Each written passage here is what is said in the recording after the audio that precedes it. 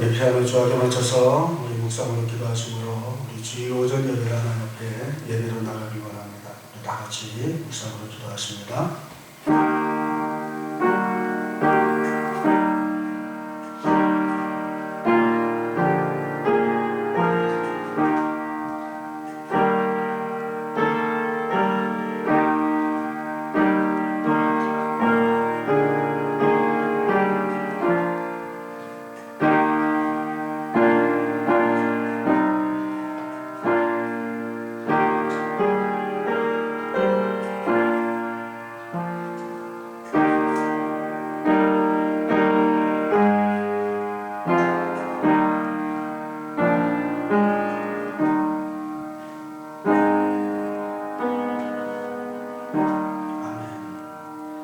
내가 여호와를 항상 송축하며 내 입술로 항상 주를 찬양하리이다.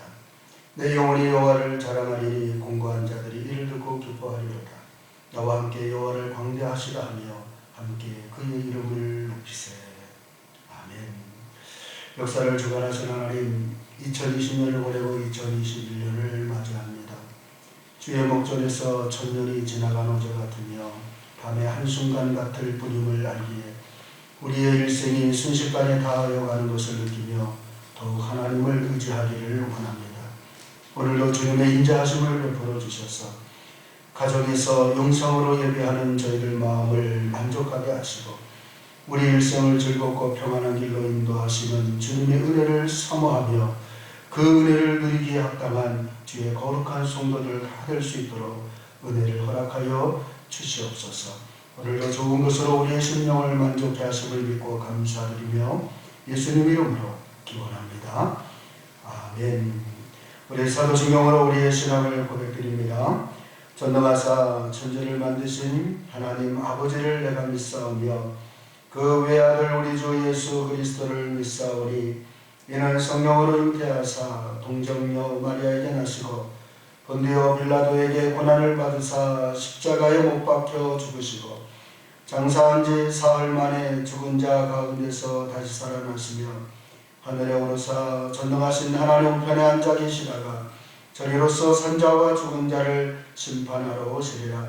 성령을 믿사오며 거룩한 공예와 성도가 서로 교통하는 것과 죄를 사하여 주시는 것과 몸이 다시 사는 것과 영원히 사는 것을 믿사옵나이다.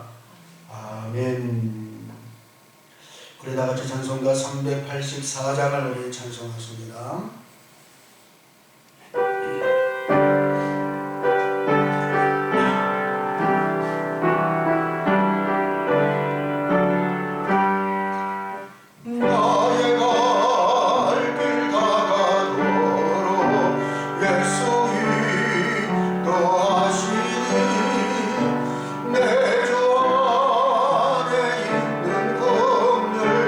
어째 어시 말이요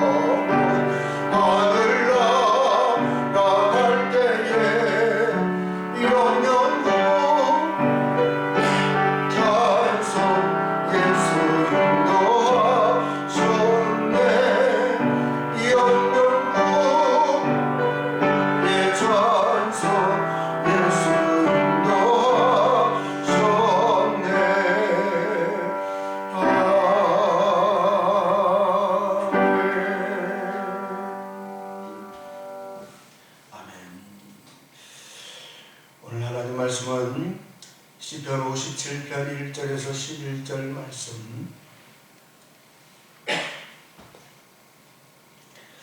그 가운데 우리가 함께 합독할 말씀은 우리 7절 말씀 한 절만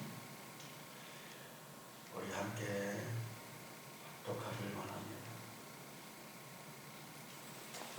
7절 말씀 함께 합독합니다. 하나님이여, 내 마음이 확정되었고 내 마음이 확정되었사오니 내가 노래하고 내가 찬송하리이다.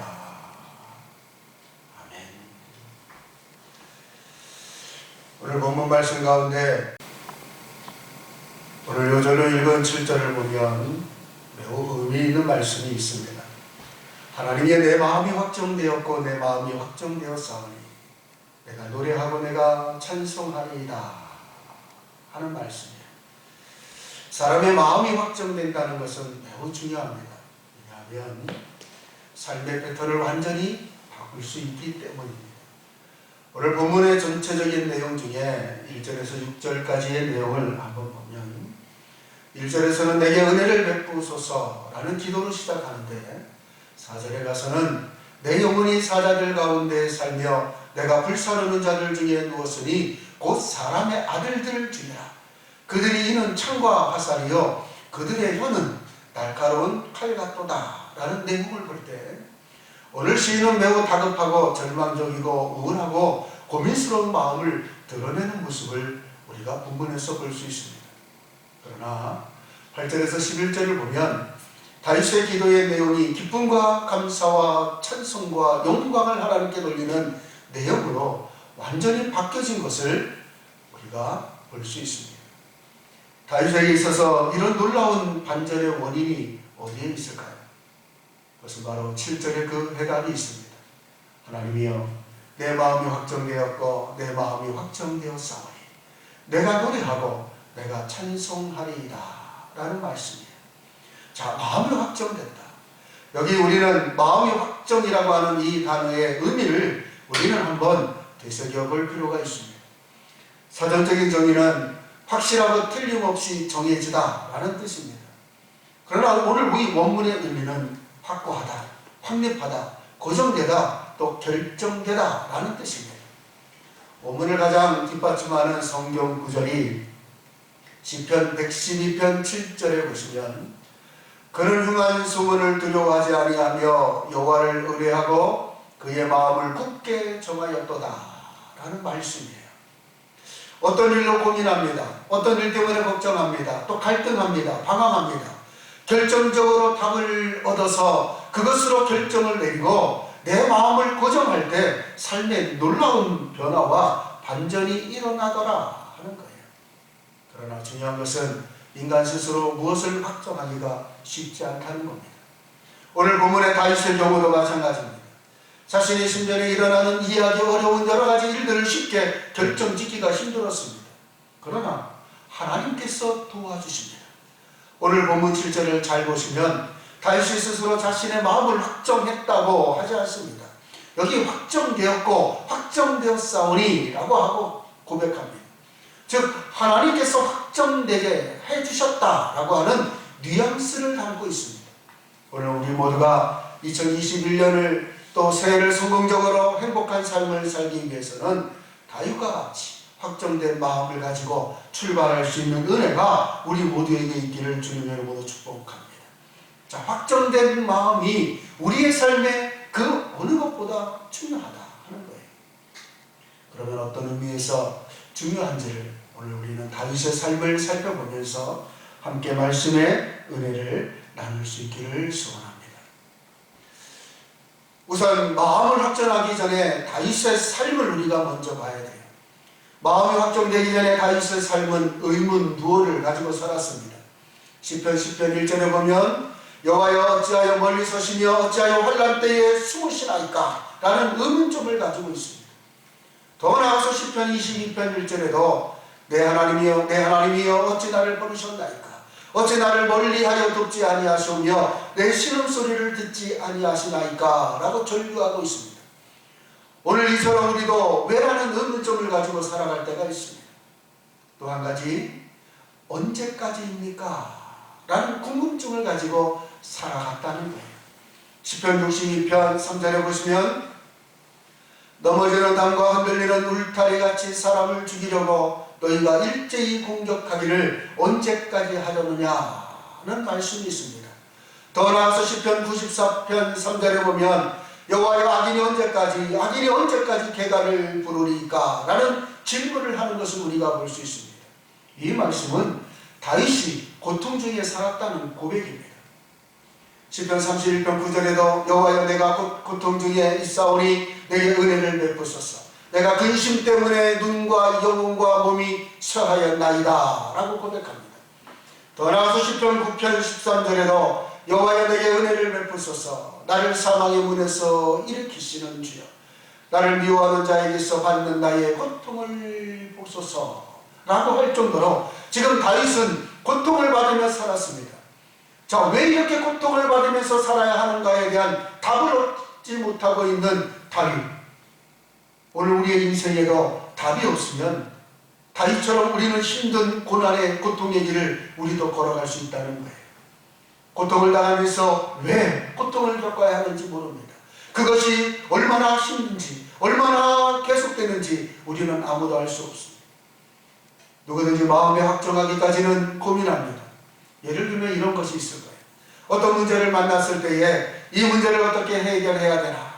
이렇게 할까 저렇게 할까? 아니면 가야 하나 가지 말아야 하나? 아니면 그 사람을 만나야 되나 안 만나야 되나?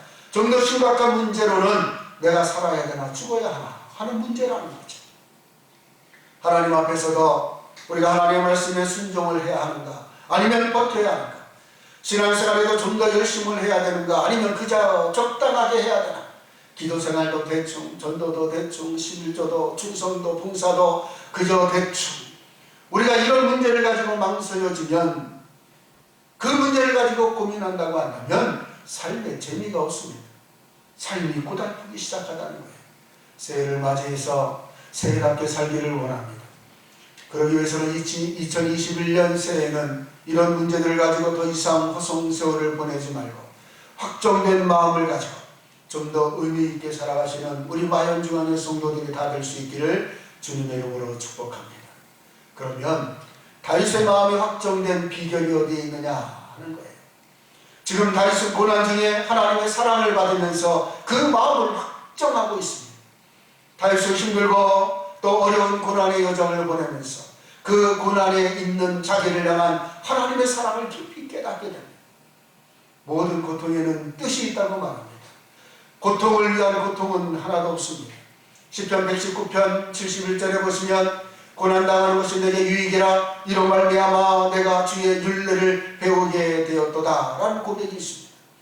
다윗도 여러가지 고난을 당하는 중에 하나님의 도움을 구합니다. 그때마다 하나님께서 도와주셨습니다.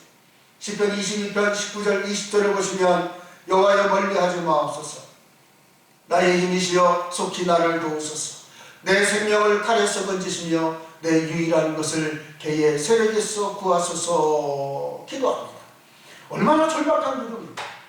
분명한 것은 시편 22편 21절에 보면 나를 사자의 입에서 구하소서. 주께서 내게 응답하시고 들소의 뿔에서 구원하셨나이다. 다윗은 고백합니다.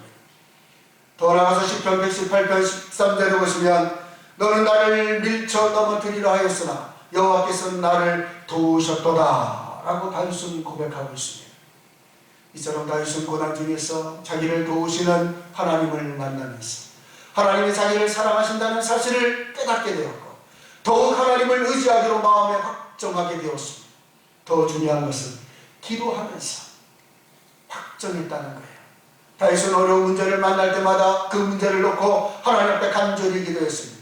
시편 39편 12절에서 13절을 보시면 여호와여 나의 기도를 들으시며 나의 부르짖음에 귀를 기울이소서. 내가 눈물을 흘릴 때 잠잠하지 마옵소서. 나는 주와 함께 있는 나그네이며 나의 모든 조상들처럼 떠도나이다. 주는 나를 용서하사 내가 떠나 없어지기 전에 나의 건강을 회복시켜 주소서라고 부르짖는 모습을 보게 됩니다. 시편 40편 1절에서 2절에도 보면 내가 여호와를 기다리고 기다렸더니 귀를 기울이사 나의 부르짖음을 들으셨도다. 나를 기가 막힌 웅덩이와 수렁에서 끌어올리시고 내 발을 반석 위에 두사 내 걸음을 견고하게 하셨도다. 다윗은 고백합니다. 하나님은 언제나 기도하는 사람 편에 서십니다.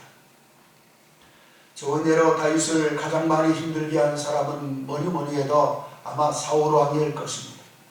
성경을 보면 사울 왕은 성경 어디를 보아도 하나님께 진정성을 가지고 기도했다는 고백이 없어요. 그러나 다윗은 정말 힘들고 어려울 때마다 애절하게 하나님께 부르짖는 기도를 했던 기도의 용사입니다. 그런데 그때마다 하나님께서는 다윗의 기도에 응답해 주셨고 다윗의 편에 서 주셨습니다. 이처럼 하나님은 기도하는 사람의 편이 되십니다. 기도 응답의 확신을 얻은 다윗이 드디어 마음을 확정하게 됩니다. 무슨 확정입니까? 기도하면 되는구나. 이 사실을 경험한 다윗은 기도하는 사람이 되기로 마음의 확정을 합니다. 더 나아가서 삶 속의 체험을 통해서 확정하게 됩니다. 오늘 본문 6절 말씀에도 보면 그들이 내 걸음을 막으려고 그물을 준비하였으니 내 영혼이 억울하도다. 그들이 내 앞에 웅덩이를 팠으나 자기들이 그 중에 빠졌도다 라고 고백합니다. 다윗을 해치려는 대적들이 오히려 해를 받는 경우가 한두 번이 아니었습니다. 다윗은 삶의 현장에서 특별히 사울을 피하여 망명생활을 하는 중에 죽을 뻔한 위기를 여러 번 만나게 됩니다. 그러나 그때마다 하나님께서 살려주십니다. 이러한 생생한 체험을 하는 중에 다윗의 마음을 확정하게 됩니다. 예를 들면 다윗의 이런 고백이죠. 시편 23편 4절에 보시면 내가 사망의 음침한 골짜기로 다닐지라도 해를 두려워하지 않는 것은 주께서 나와 함께 하시니라. 주의 지팡이와 막대기가 나를 아니하시나이다 라는 현장 체험을 했기 때문에 이제는 어떤 경우에라도 두려워하지 않겠다는 거예요. 하나님을 의지하며 살겠다는 고백입니다. 마음의 확정을 결정했다는 거예요. 하나님을 만남으로 다윗은 마음이 확정됐습니다. 다윗은 고난의 현장에서 늘 하나님을 만났습니다. 그러나 하나님을 만나는 가장 현명한 방법을 하나님께 묻는 것이었음을 우리에게 교훈적으로 보여주고 있습니다. 사무엘상 23장 2절에 보시면 이에 다윗이 여호와께 묻자와 이르되 내가 가서 이 블레셋 사람을 치리이까. 여호와께서 다윗에게 이르시되 가서 블레셋 사람을 치고 그 일날을 구원하라 하시니. 이 말씀이 있습니다. 이때 사울의 쫓겨다니는 형편입니다. 그럼에도 불구하고 애국심을 가지고 또 이스라엘 영혼들에 대한 불쌍히 여기는 마음을 가지고 블레셋과 전쟁을 하게 되는데 전쟁을 하기 전에 다윗이 취한 행동이 하나님 앞에 먼저 물어보았다는 거예요. 하나님께서는 각별히 다윗의 질문에 답을 하십니다.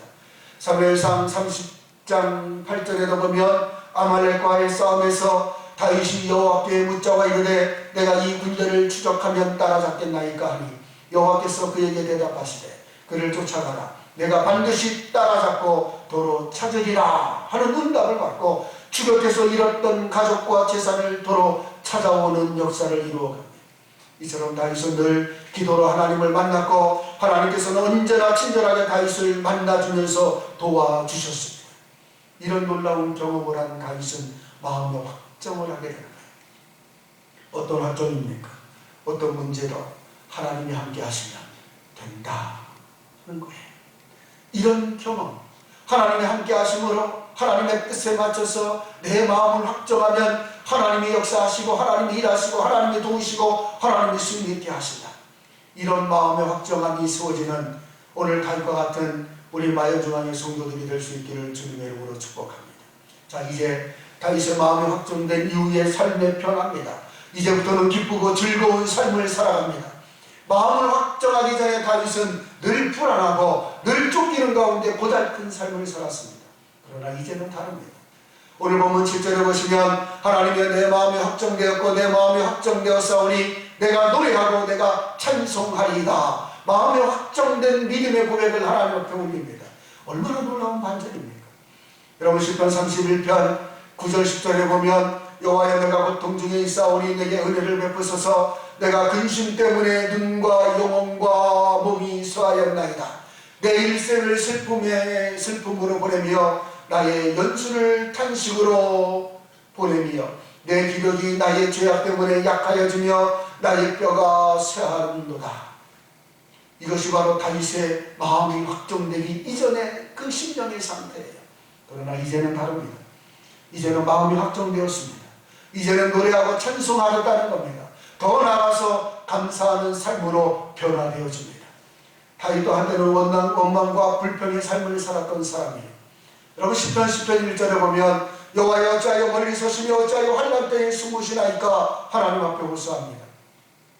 시편 22편 1절 2절에도 보면 내 하나님이여 내 하나님이여 어찌 나를 버리셨나이까 어찌 나를 멀리하여 돕지 아니하시며 내 신음소리를 듣지 아니하시나이까 내 하나님이여 내가 낮에도 부르짖고 밤에도 잠잠하지 아니하오나 응답하지 아니하시는도다 라는 원망과 불평의 모습을 다윗도 고백했음을 우리가 볼 수 있습니다. 그러나 오늘 본문 9절을 보시면 주여 내가 만민 중에서 주께 감사하며 문나라 중에서 주를 찬송하리이다 고백합니다. 이제 다윗의 마음이 확정된 후에는 감사하는 삶으로 완전히 변화되어졌습니다. 주님의 영광을 나타내는 삶을 살았습니다. 오늘 본문 11절 말씀을 보십시오. 하나님이여 주는 하늘 위에 높이 들리시며 주의 영광이 온 세계 위에 높아지기를 원하나이다 고백합니다. 시편 108편 5절에도 다윗은 이렇게 고백합니다. 하나님이여 주는 하늘 위에 높이 들리시며 주의 영광이 온 땅에서 높임 받으시기를 원하나이다 고백합니다. 이제 다윗의 삶은 하나님의 영광을 높이 드러내는 삶으로 변했습니다. 승승장구하며 형통한 삶을 살았습니다. 오늘 본문에 다윗이 마음을 확정한 시기가 언제입니까? 사울왕을 피하여 굴 속에 숨어 있을 때였습니다.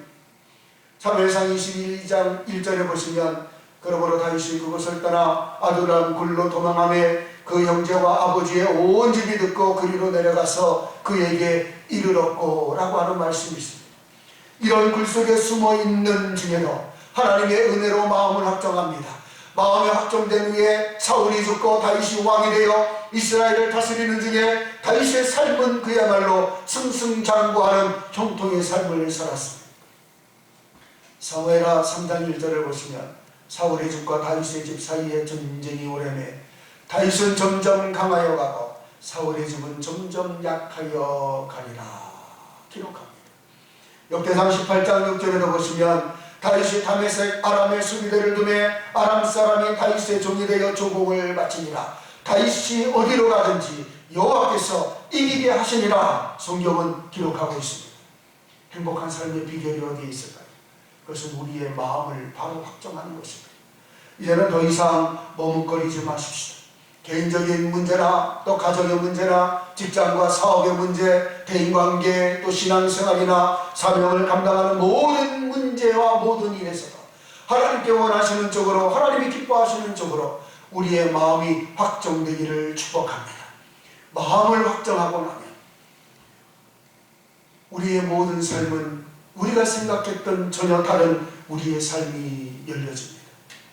그러나 우리의 마음의 확정을 우리의 생각과 자기 주관대로 결론이 내려지는 확정이 아닙니다.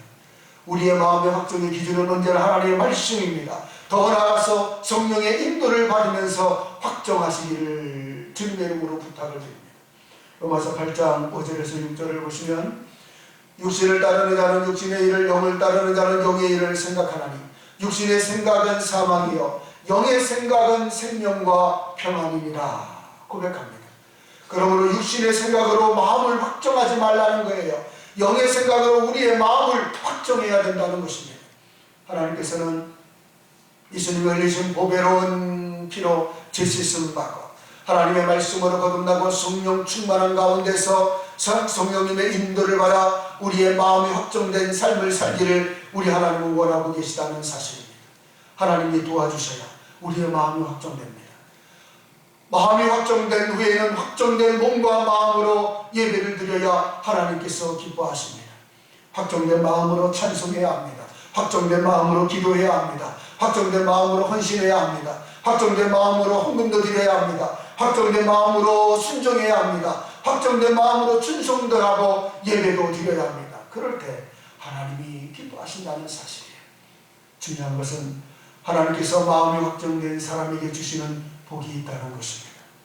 마음이 확정된 사람에게 은혜를 주십니다. 마음이 확정된 사람을 일꾼으로 들어 쓰십니다. 마음이 확정된 사람에게 기쁨도 주시고 즐거움도 주십니다. 마음이 확정된 사람에게는 어디를 가든지 승승장구하게 해주십니다. 마음이 확정된 사람을 하나님은 만사형통하도록 인도해 주십니다. 마음이 확정된 사람은 늘 감사하는 삶을 살도록 하나님이 감사의 은혜를 우리에게 허락해 주십니다. 마음이 확정된 사람은 늘 행복한 삶을 살 수 있도록 하나님이 은혜의 은혜를 우리에게 허락해 주십니다.